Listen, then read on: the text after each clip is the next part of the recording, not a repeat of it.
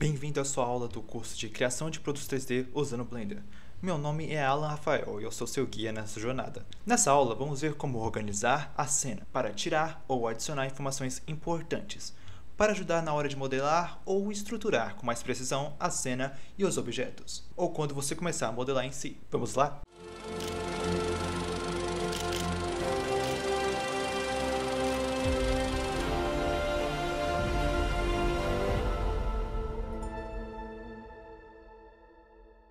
Quando sua cena tem muitos objetos ou está poluída, é sempre bom desabilitar alguns objetos ou algumas estatísticas. E o Blender tem muitas opções que possibilitam desabilitar isso, ou até colocar mais se é o que você precisa. Clicando nessa aba, você pode ver uma lista de opções e podemos ver que tem uma série de variedades de tipos de objetos como malhas, curvas, textos, volumes e entre outras coisas. Do lado de cada um tem uma seta, e do lado da seta tem um outro botão, que é o de visibilidade na cena. O botão da seta é para habilitar ou desabilitar a seleção. Se você desabilitar, como por exemplo, a variedade de mechas, você não consegue mais selecionar o cubo que temos na cena, porque ele é um tipo de mecha. Habilitando de novo, agora sim você pode selecionar o cubo. E do lado do botão de seta para desabilitar a seleção, temos o botão de visibilidade, que clicando você vai esconder todas as malhas da nossa cena. Isso é muito útil se você só quer mexer um tipo de objeto, como apenas mexer com a iluminação, por exemplo. Você esconde o que atrapalha. Aqui no botão que parece um arco e flecha, tem um botão. Se você clicar, vai sumir o gizmo e alguns botões. Ou se você quer desabilitar apenas alguma opção, é só abrir essa aba. Você pode tirar a navegação ou ativar algumas opções, como também as escalas, rotação e movimentação. Mas prefiro deixar desativada essa função e só ativar quando precisar. Ou usar os atalhos que ensinei na aula de transformação de objeto. E do lado dele tem a parte principal. Temos um botão. Se você clicar ele, desaparece as grades, as linhas dos eixos X, Y e Z e muita coisa.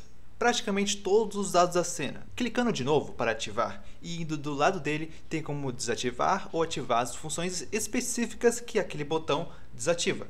Tem 4 seções nessa parte. Temos os guides, os objetos, a geometria e Viewer Node. Nas guides, podemos desabilitar a grade, desabilitar ou ativar as linhas dos ângulos X, Y e Z. Nós podemos também aumentar a escala da grade para ficar maior, mas recomendo manter em 1. Nós temos como desabilitar as informações do objeto para saber em que coleção ele está ou o que ele é, o nome que ele é do objeto. Desabilitar o 3D Cursor, que é o nosso ponto de origem, que recapitulando, qualquer objeto que você adicionar ou importar para o Blender vai aparecer no centro do ponto de origem, que é esse aí.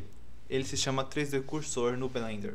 Nós também podemos habilitar as estatísticas para ver quantos objetos tem na cena, como também os vértices, as arestas, as faces e os triângulos totais. As arestas são as linhas, as faces são as paredes ou placas e os vértices são os pontos que tem nos objetos, que conliga com as arestas que faz uma face. Recomendo deixar ligado tanto para manter o objeto otimizado na hora de modelar, como também tanto para depois colocar as especificações dele, se for vender como produto em plataformas ou para empresas. Aqui temos como ativar ou desativar as anotações, que nada mais que são linhas que você pode desenhar para fazer algumas anotações rápidas, que o Blender oferece para medir ou desenhar.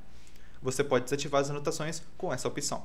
Na seção de objetos, nós podemos desativar os extras, que são os ícones de luzes ou câmeras que estão na cena.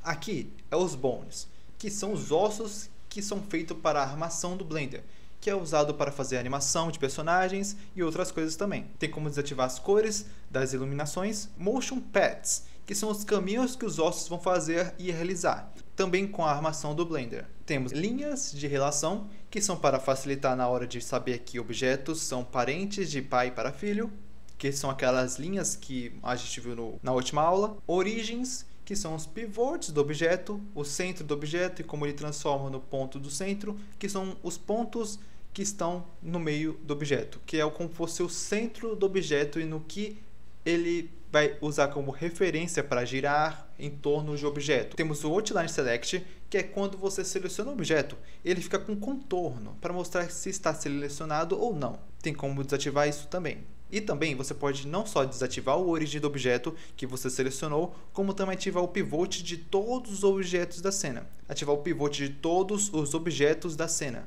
para saber o centro de objetos além do que você selecionou. Também você pode ativar o wireframe dos objetos, que é a malha, mostrando as linhas e as faces dos objetos sem precisar entrar no modo de edição. Temos como também ativar a orientação de face com ela. Tudo que tiver vermelho é como se fosse a parte de dentro do objeto. Se entrarmos dentro de um objeto, vemos essas faces, que significam o interior do objeto. E tudo que está em vermelho não renderiza em alguns programas. Porque se você for pensar, por que você gastaria processamento renderizando a parte de dentro do objeto, se ela nem vai ser vista? Isso ajuda a otimizar, não renderizando o que não é necessário. Podemos ver com essa face que um lado é como se fosse o exterior e a face vermelha é o interior. Mas como um plano não tem um interior, então fica essa face vermelha em um dos lados dele.